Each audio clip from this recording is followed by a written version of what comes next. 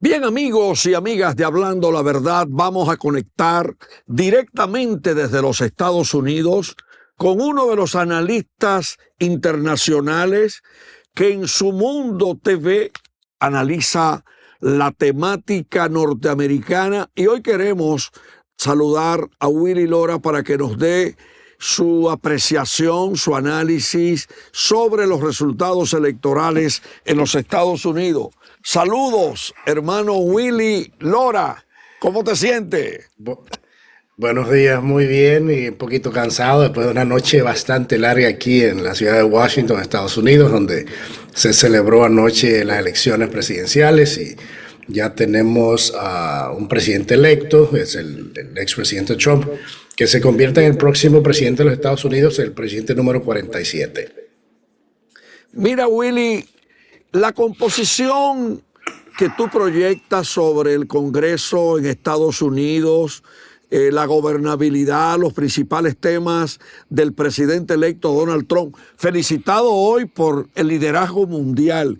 ¿Qué tú piensas de esos retos y cuáles son los principales temas que tú crees que abordaría el presidente Trump en su nueva gestión presidencial?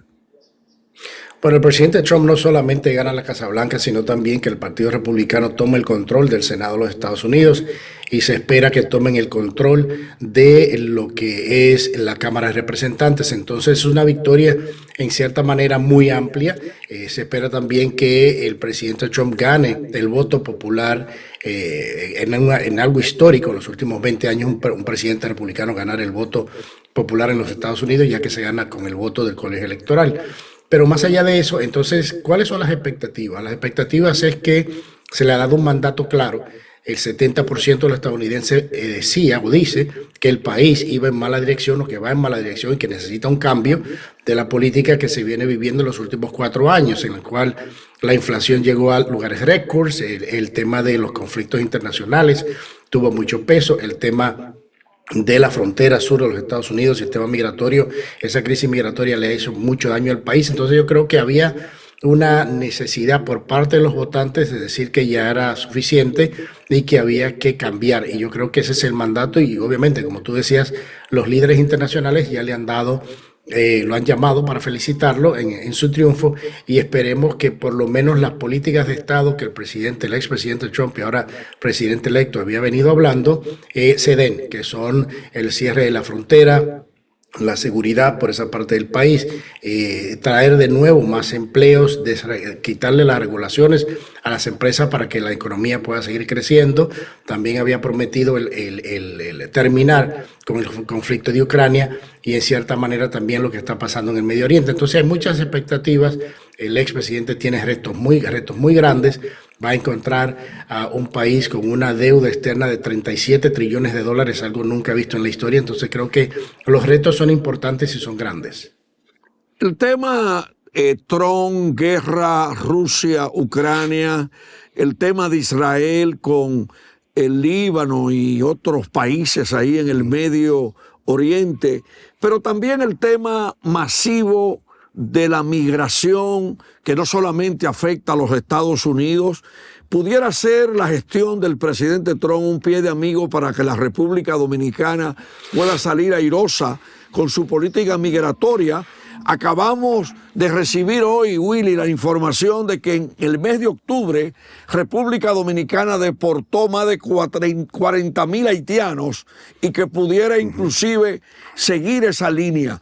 ¿Sería la gestión de Donald Trump con esa política de endurecimiento, de control migratorio, el pie de amigo no solamente para la República Dominicana, sino para otros países también con problemas migratorios?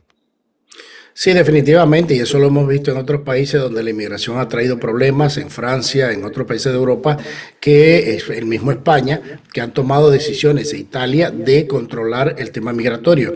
La inmigración es positiva en todos los países, pero de una manera ordenada. Los países tienen que ver y entienden y analizan que mucha inmigración pueden absorber sus economías y sus programas sociales.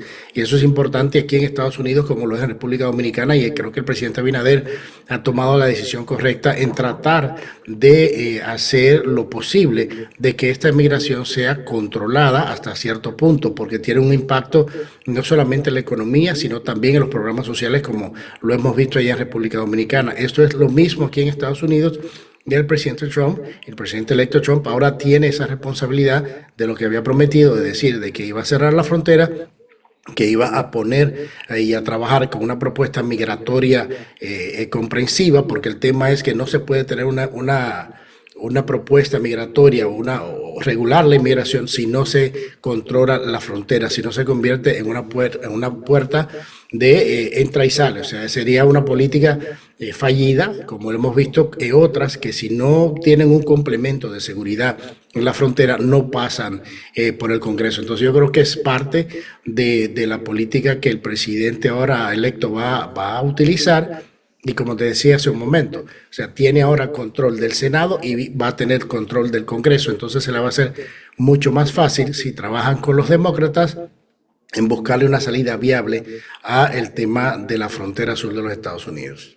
¿Cómo tú analizas los resultados electorales y el futuro, presente y futuro del Partido Demócrata? La sustitución de Joe Biden por Kamala Harris, ¿qué elección deja? ¿Tú crees que con el poco tiempo de campaña logró avanzar? Porque si hubiesen llevado a Joe Biden como candidato, quizás los resultados hubiesen sido inclusive más elevados para el Partido Republicano. ¿Cómo tú analizas el papel de Kamala Harris, lo que hizo Obama en la campaña, lo que hicieron los Clinton? Eso amerita un análisis.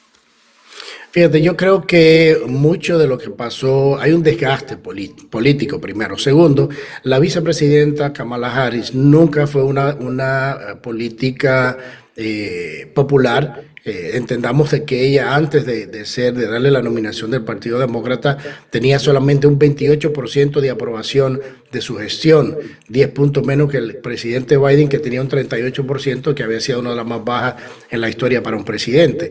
Entonces lo que se quiso hacer en 2 meses de buscarle una popularidad que nunca la había tenido, no les resultó. Recordemos de que tuvo una campaña presidencial donde se gastó $15,000 millones. Es la campaña presidencial más cara en la historia de los Estados Unidos. Y obviamente, o sea, mucho de ese dinero vino más por parte del Partido Demócrata que el mismo Partido Republicano. Ellos recaudaron mucho más fondos. Pero la realidad es la siguiente: no podemos, yo creo que en mucho daño que hizo o que se le hizo o porque la gente rechazó la política y el mensaje de la vicepresidenta, fue muy sencillo. Ella nunca pudo contestar la pregunta más fácil que se le hace a un político: ¿estamos mejor hoy que hace 4 años? Y la respuesta es definitivamente no. Entonces yo creo que por eso, como te decía al principio, la gran mayoría de los estadounidenses, en un 79%, como te decía la última encuesta, decía de que el país iba en una muy mala dirección, y por eso vimos los resultados que vimos anoche. O sea, este mandato que se le da directamente al expresidente y ahora presidente electo es: ven y arregla los problemas que tenemos. Los problemas de Estados Unidos son complejos, son difíciles. Y ahora vamos a ver qué hace el presidente electo, que ya viene con 4 años de experiencia en el gobierno, a tratar de revertir la tendencia de por qué la gente piensa de que el país va en muy mala dirección. Willy, el papel de las encuestadoras. Tú aquí en análisis anteriores decías aquí en Su Mundo TV, en nuestra programación de Su Mundo TV, y lo hablamos aquí también aquel día que analizamos previo a las elecciones, que realmente se debía tener como mucho cuidado con el tema de las encuestas, los sondeos, el tema de las falsas noticias en el proceso electoral norteamericano, quiénes acertaron, quiénes no. ¿Cómo tú evalúas ese papel de las tantas encuestas, sondeos, con los resultados de las elecciones de este 5 de noviembre? Sí, qué bueno de la pregunta, porque sí lo habíamos comentado en programas y lo habíamos analizado en programas anteriores, de que la fe en las encuestas es muy poca. Yo creo que desde el 2016 perdieron mucho la credibilidad. Recordemos que en el 2016 el New York Times daba a la ex secretaria de Estado Hillary Clinton como ganadora en un 98%, lo cual no fue cierto. Y en esta vez vimos que como todas las encuestas decían de que estaban súper empatados, que nunca había sido tan cerrada la votación, y los resultados dieron completamente lo contrario. O sea, un presidente Trump que gana la gran mayoría del voto popular, o sea que hacía 20 años que no lo ganaba un presidente republicano, y obviamente control full del Congreso, Cámara de Representantes, Senado. Entonces las encuestas no reflejaron la realidad, y lo habíamos hablado anteriormente, y por eso es muy difícil creer en ellas, porque te venden la percepción de que está muy cerrado cuando nunca lo estuvieron. Además de que en Estados Unidos, hay que recordar, las elecciones se ganan por el voto del colegio electoral, no por el voto popular. Y en este caso, el expresidente Trump gana ambos, el voto del colegio electoral y el voto popular de los Estados Unidos. Entonces las encuestas, lamentablemente, es una herramienta que se utiliza en tiempos de campaña para mantener unas narrativas X o y le da esa voz a un tercero de algo que un político, un partido político no quiere decir directamente, sino vamos a decir que lo dijo la encuesta. Ese es el problema. Y yo creo que estas elecciones van a hacer que mucha gente cuestione y se revise el tema de las encuestadoras. Willy, por razones de tiempo, en un minuto, entiendo que debe estar agotado de tantas cosas, tanto trabajo. La hora en que te acostaste en los Estados Unidos siguiendo paso a paso el proceso electoral. Una reflexión final tuya sobre la lección de este proceso. Bueno, yo creo que el discurso de anoche, de esta madrugada del expresidente, y lo que se espera que se siga diciendo en los próximos días, es un discurso de unidad del país. El país nunca había estado polarizado, tan polarizado en la historia. Yo creo que es necesario de que él llame a demócratas a la mesa, a sentarse con el Partido Republicano y con él para buscarle soluciones reales a el país, conjunta, en que ambos partidos puedan trabajar juntos para sacar el país adelante. Yo creo que sería el mejor mensaje. Recordemos de que en el discurso de inauguración del presidente Biden aquí en Washington habló de eso, de ser el presidente que más uniría al país y que iba a hacer el cambio. Eso no se materializó. Yo creo que es el momento de que el expresidente se siente en la mesa con los demócratas, y que entiendan de que es la responsabilidad de ambos partidos de llevar a este país hacia adelante y de mejorarle la vida a todos los norteamericanos. Willy, muchas gracias por tu aporte permanente al contenido de Hablando la Verdad y todo lo que es Su Mundo TV directamente desde Estados Unidos. Te despedimos para que descanse en este día y tenga un día maravilloso luego de jornadas de trabajo bastante complicadas. Un abrazo y nos mantenemos en contacto. Que Dios bendiga al pueblo norteamericano que ha decidido democráticamente lo que decidió, porque las urnas son para que los pueblos se expresen. Gracias, Willy. Gracias, Alex. Directamente desde Estados Unidos, en Hablando la Verdad, aquí en exclusiva. Y vamos a continuar con temas. El ejército norcoreano tiene 11,000 miembros en una región rusa combatiendo en la guerra. ¿Qué pasará ahora con un conflicto entre Ucrania y Rusia que cuenta con 11,000 miembros del ejército norcoreano? Y además, ¿qué pasará? Y esto lo ligamos a la nueva gestión de los retos de Donald Trump de ayudar a pacificar el mundo. ¿Qué pasará también con Netanyahu, que acaba de sustituir al jefe de defensa de Israel? Parece que había diferencias entre el ministro de Defensa de Israel y el presidente. El primer ministro de Israel, Benjamín Netanyahu con respecto a la guerra. Ahí hay 2 puntos para Donald Trump. El tema de la participación de Corea del Norte metida tal tuétano en la guerra, allá apoyando a los rusos. Pero señores, la República Dominicana también tiene temas fuera de lo que es la elección de Donald Trump como presidente electo en Estados Unidos. Están hablando hoy en República Dominicana, para que ustedes vean que cada país tiene sus temas en cada coyuntura. Se está hablando hoy en República Dominicana de fortalecer la industria de la moda,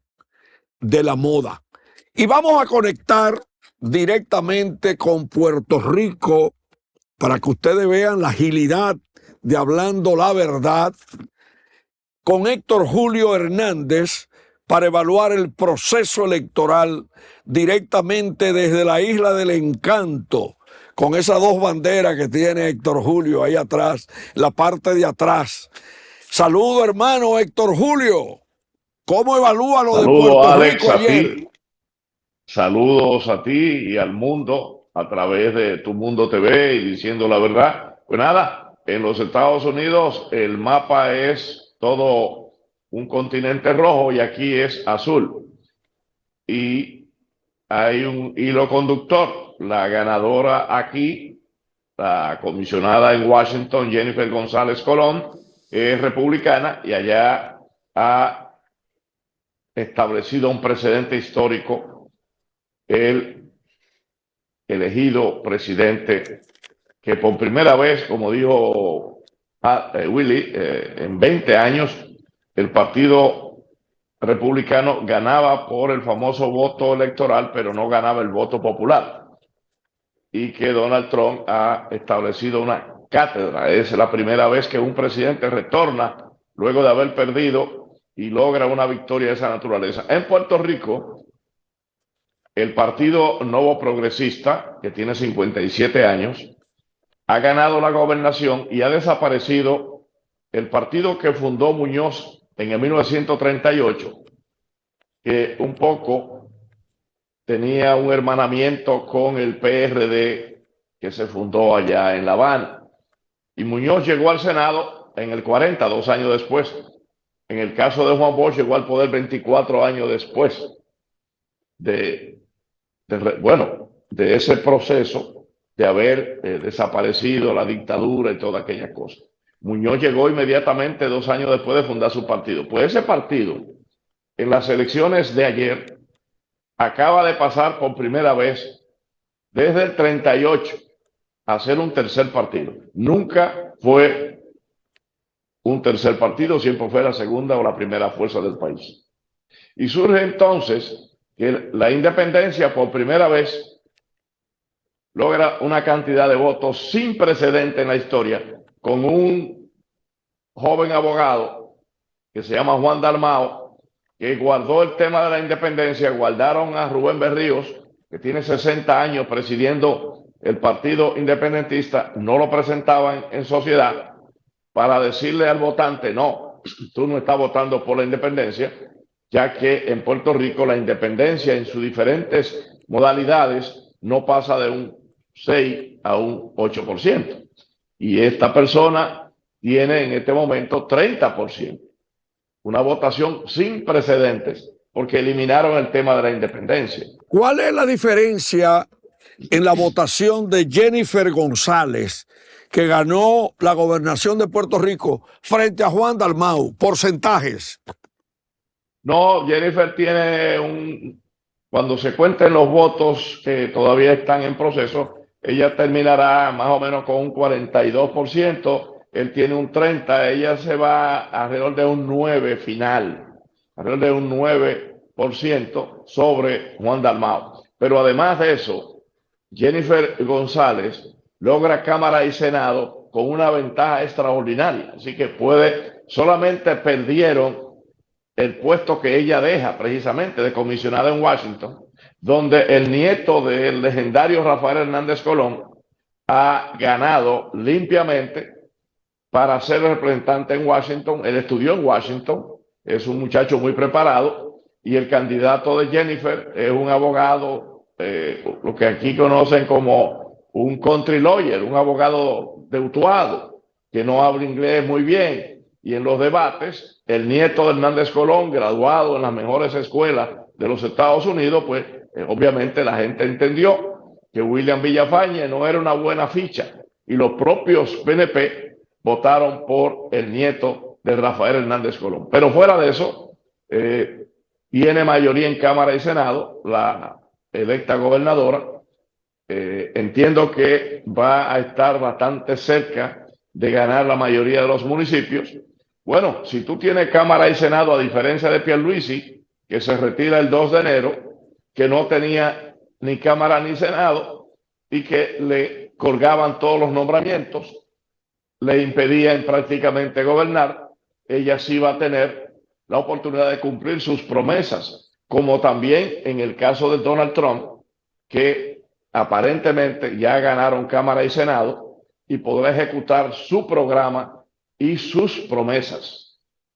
Una pregunta, ¿qué vínculo cercano, Héctor Julio, existe entre Donald Trump y Jennifer González?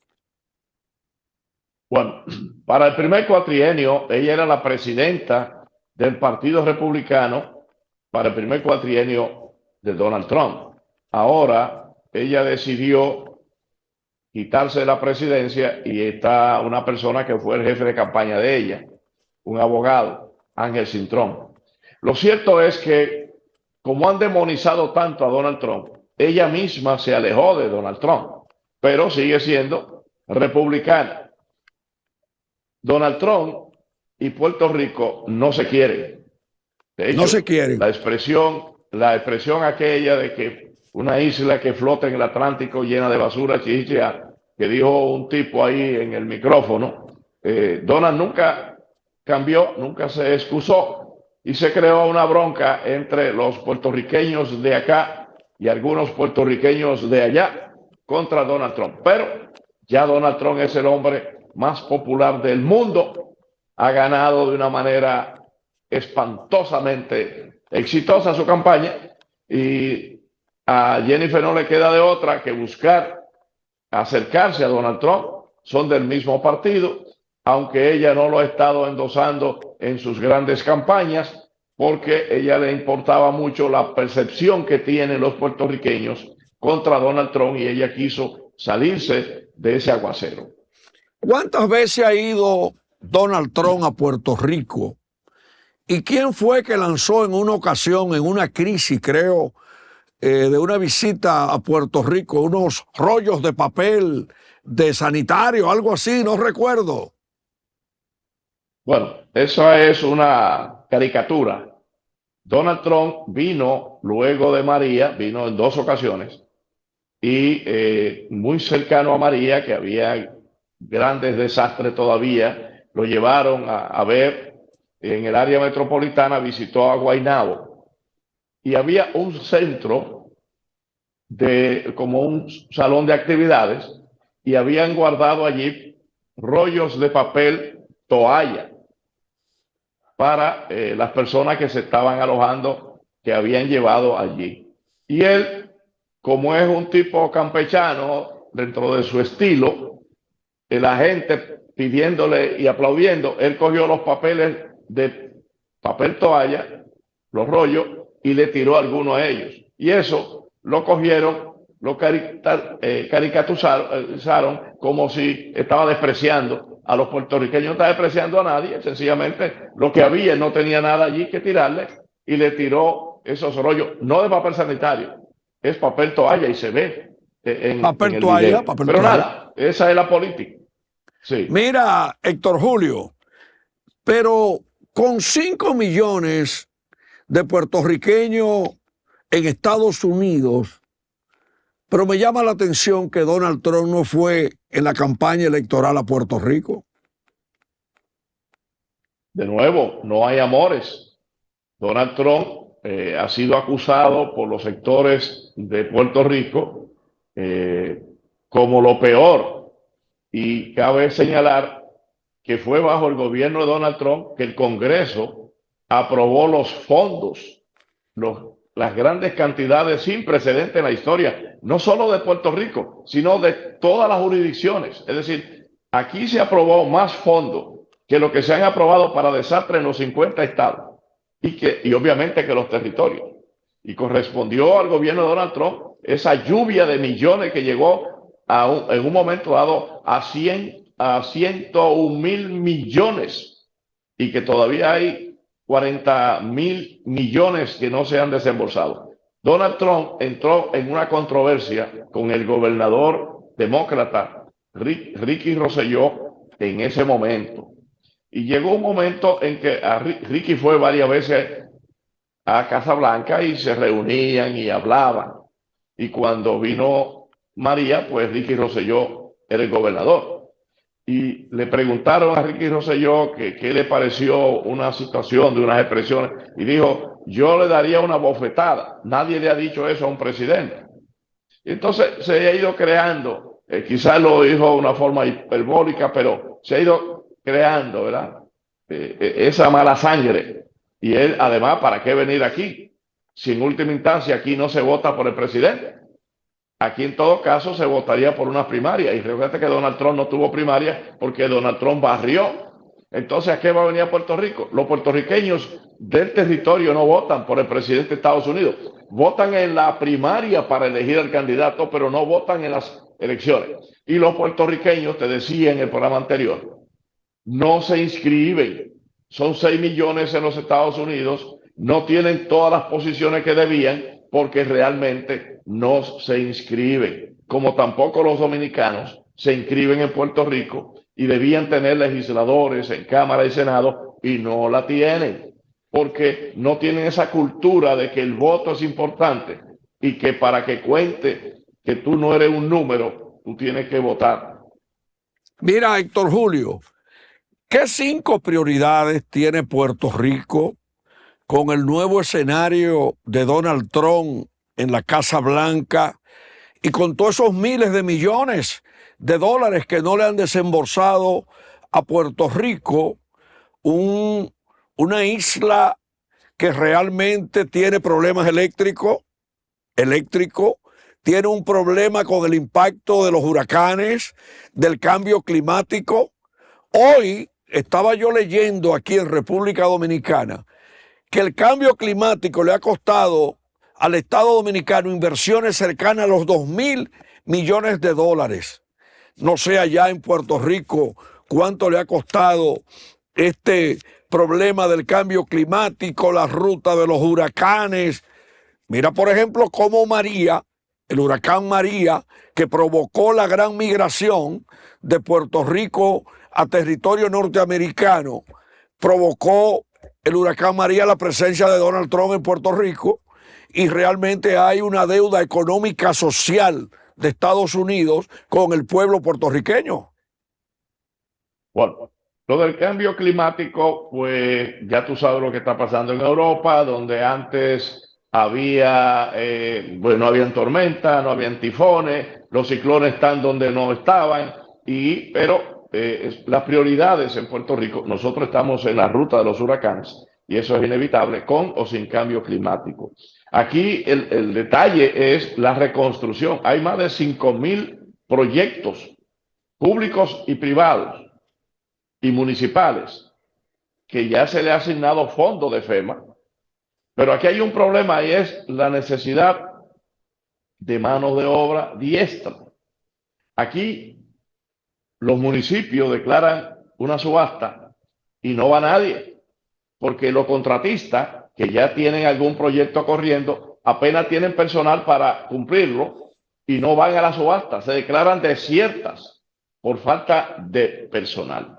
Y a pesar de que Puerto Rico podría recibir esa mano de obra de República Dominicana, porque estamos insertados en los países que pueden traer la HB2 visas, pero no se están trayendo esos trabajadores. Entonces aquí hay que reconstruir a Puerto Rico.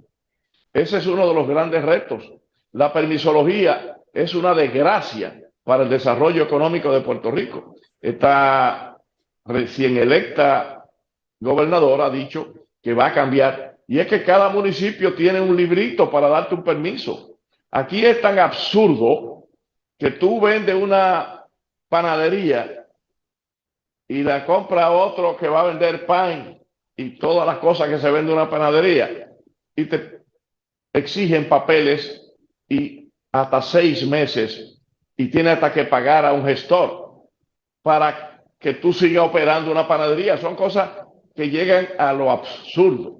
Y todo esto porque han creado agencias sobre agencias, permisos sobre permisos, y todas esas son leyes.